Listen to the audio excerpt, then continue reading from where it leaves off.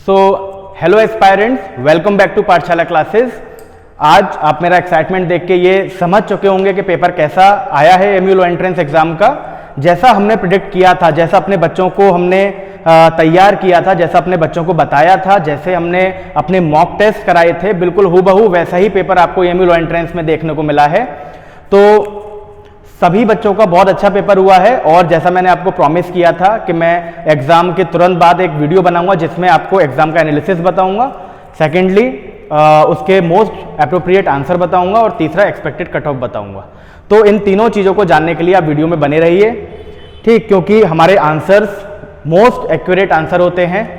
Official answer की में भी अगर कोई आंसर गलत आएगा तो हम उसे चैलेंज करके ठीक करा देते हैं हर साल की तरह, ठीक। और लास्ट ईयर की तरह आप मेरे लास्ट वीडियो तो उठा के देखिएगा, जो भी मैं इस एग्जाम में एक्सपेक्टेड कट ऑफ बताता आया हूँ उससे एक नंबर भी ऊपर या एक नंबर भी नीचे एग्जाम की कट ऑफ नहीं जाती।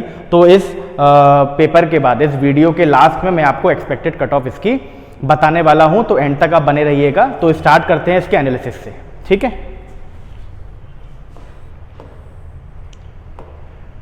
देखो, इसमें तीन पोर्शन हमें देखने को मिले, इंग्लिश, रीजनिंग और जीके का पोर्शन, ठीक।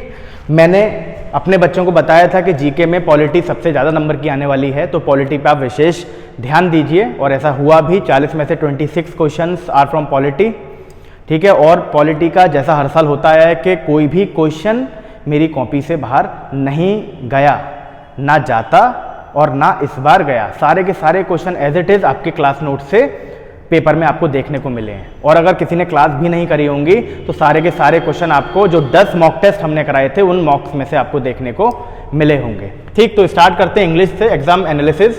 देखो, इंग्लिश, इस बार इंग्लिश का अगर पेपर देखा जाए तो इंग्लिश का पेपर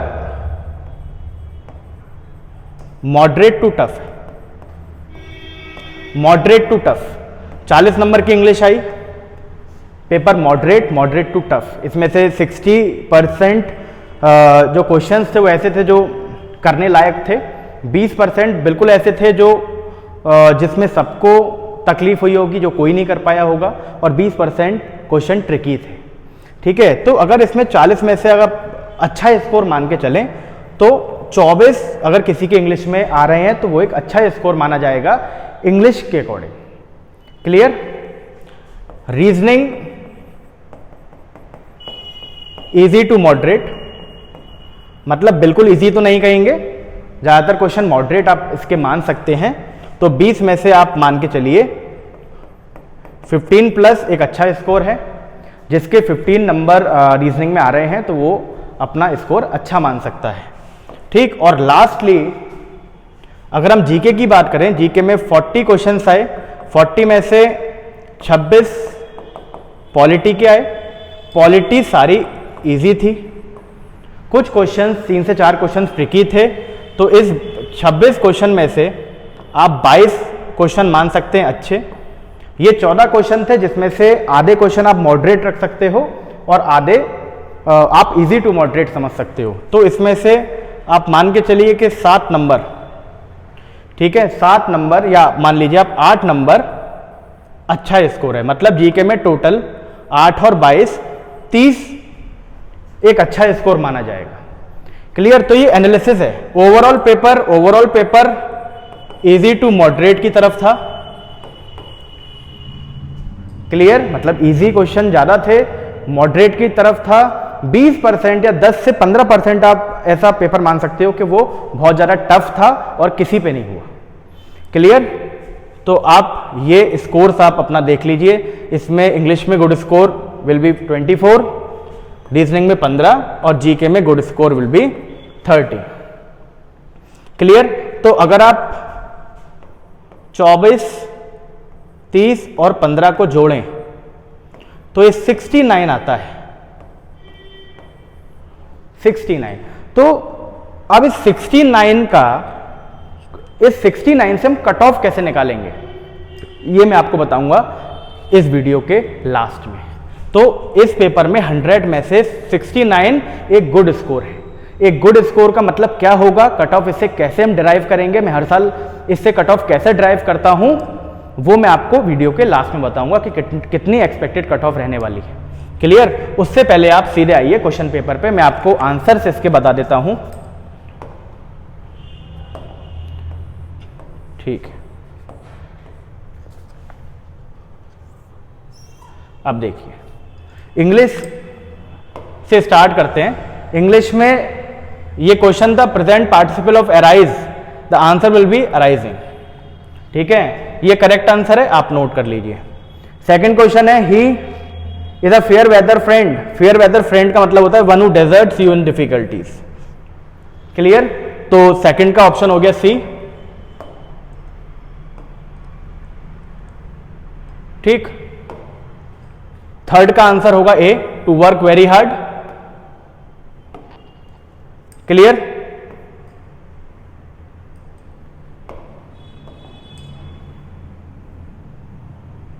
फोर्थ का आंसर होगा फ्रेंडलीनेस। फिफ्थ का आंसर होगा नरेशन।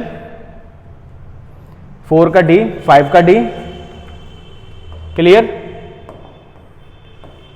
6 का आंसर होगा ए, आप अपना मार्क कर सकते हैं। 6 का आंसर होगा ए। 7 का आंसर होगा सी, अराइवल। 8 का आंसर होगा डी, ड्रोव। क्लियर?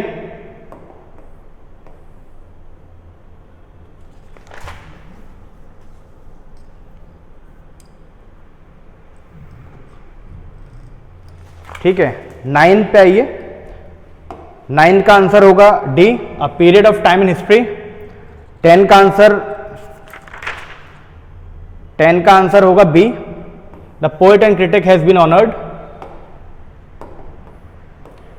फिर इसके बाद आप 11, 12 देखिए। 11 का आंसर भी डी होगा। 12 का answer C, victory at high cost. ठीक। 13 का आंसर सी, मिस्ट्रेस।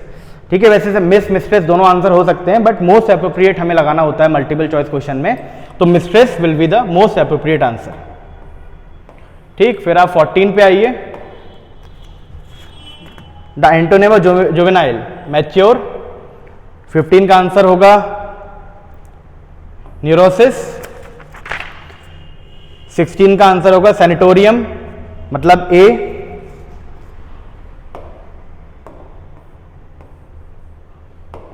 17 का क्वेश्चन होगा रिटर्न टू रियलिटी, यानी कि सी। 18 का आंसर होगा सी, टर्न्स अप। 19 का आंसर होगा B, a belief held and taught by a church.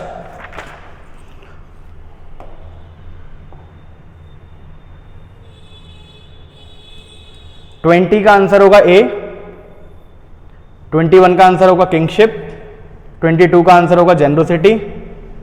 ये तीनों आप मार्क कर लीजिए। ठीक,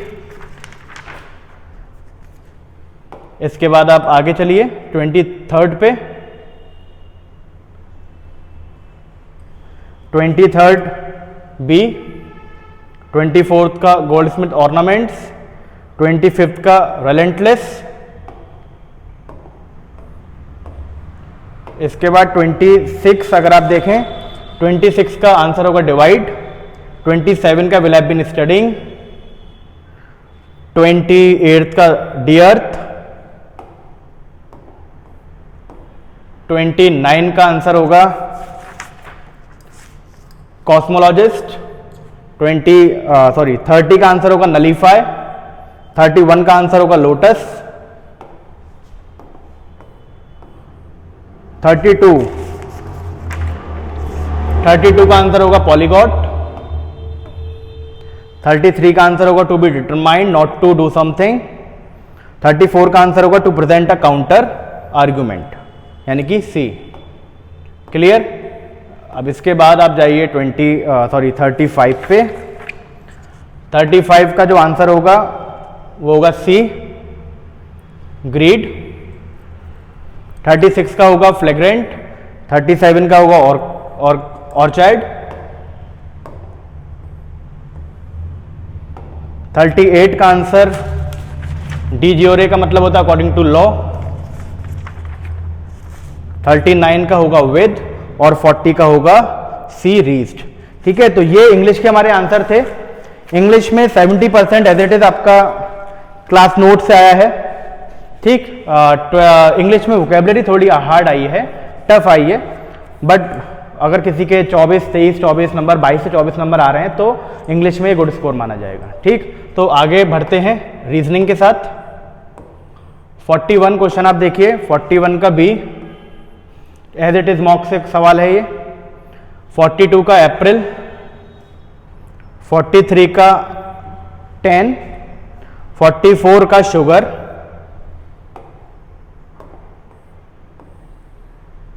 ठीक है। नेक्स्ट 45 का सुरेश, 46 का 34, 47 का वीसीजी ए, 48 का ध्यानचंद,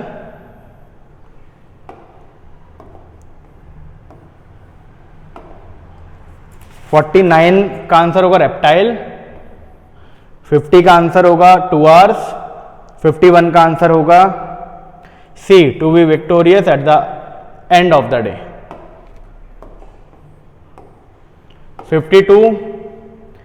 52 का आंसर है सी, ये right, C is the right answer.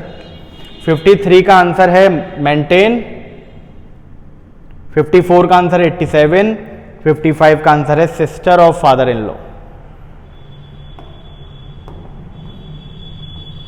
56 का आंसर है 31,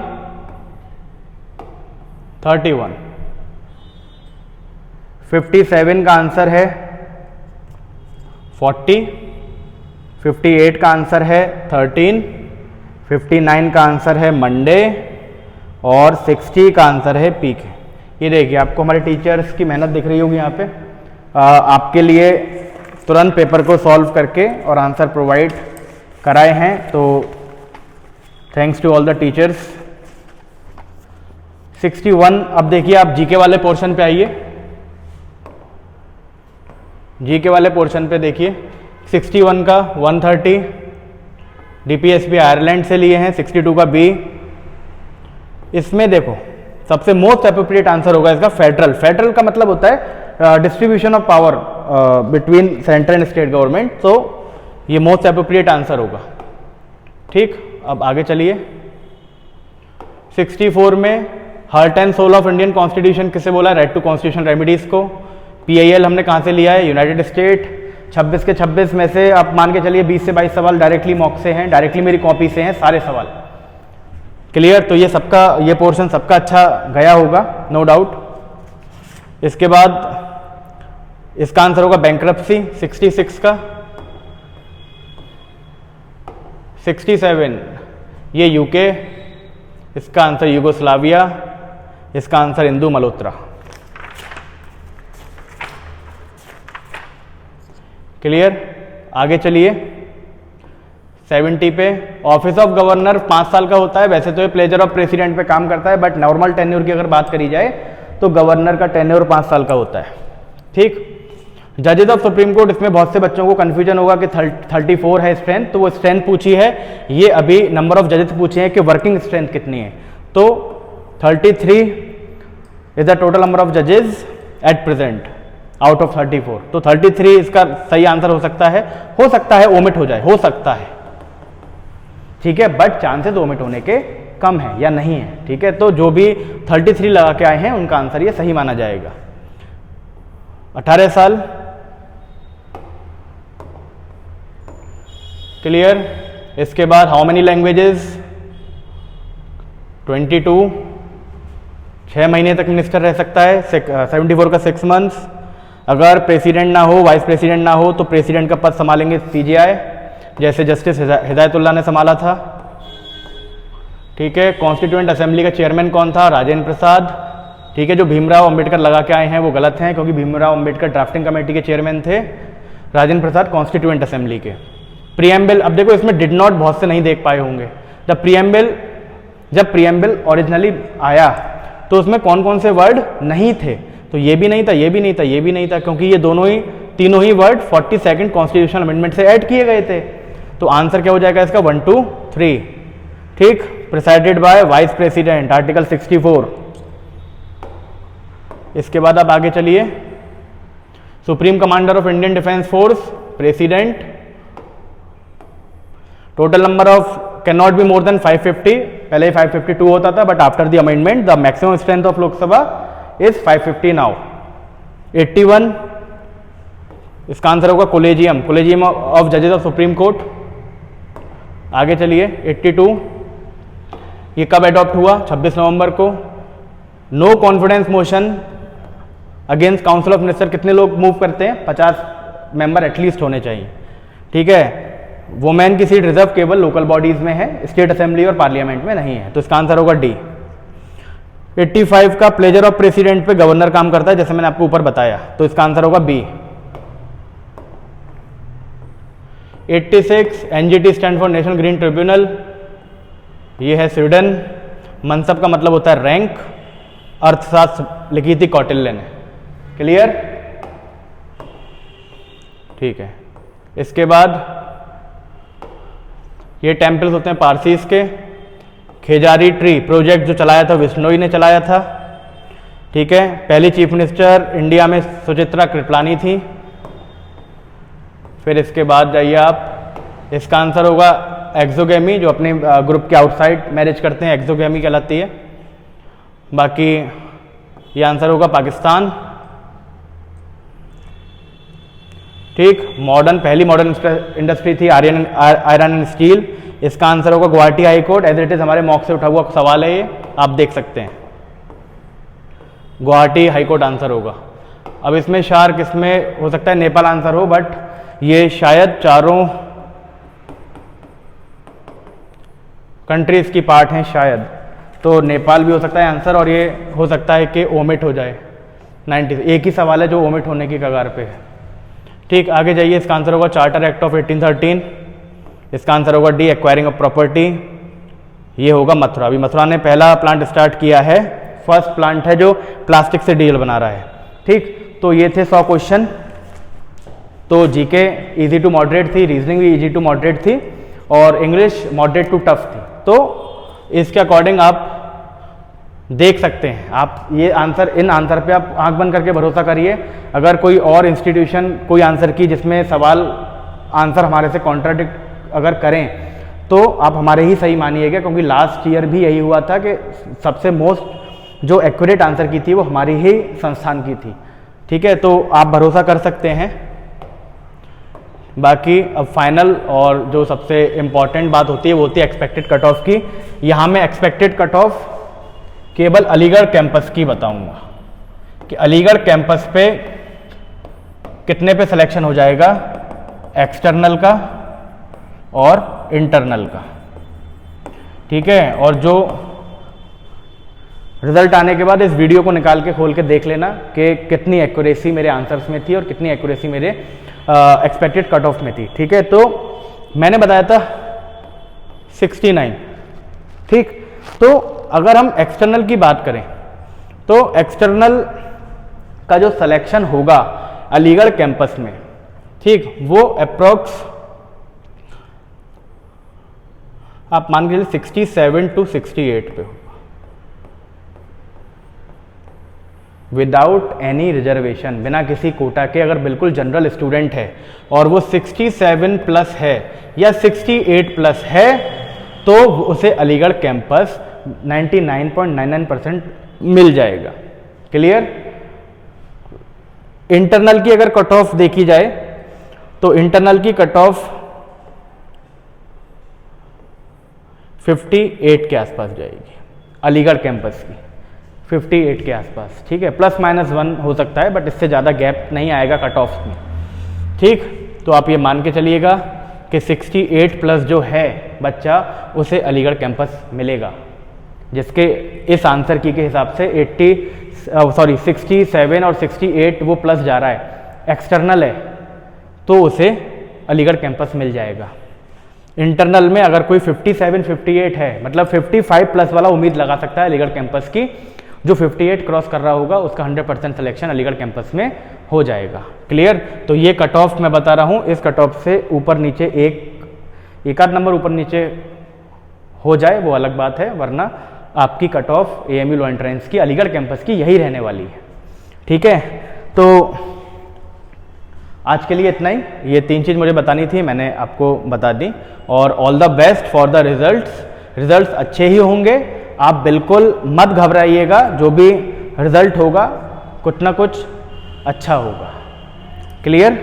तो अब रिजल्ट वाले दिन या अभी नेक्स्ट वीडियो मेरी जब ऑफिशियल आंसर की आएगी, तो उस आंसर की में अगर सब कुछ सही आंसर हुए तो वो एक्सेप्टेबल होगी।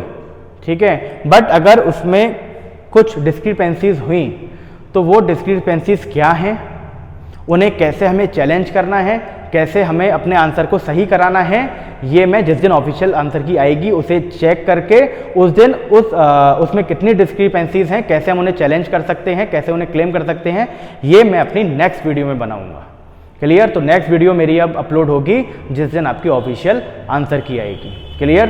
तो वीडियो का नोटिफिकेशन आपके पास पहुंचे, इसके लिए आप जिन लोगों ने मेरा चैनल सब्सक्राइब नहीं किया हुआ है प्लीज़ उसे सब्सक्राइब कर लें। Thank you so much. All the best for the results and hope for the best. Thank you.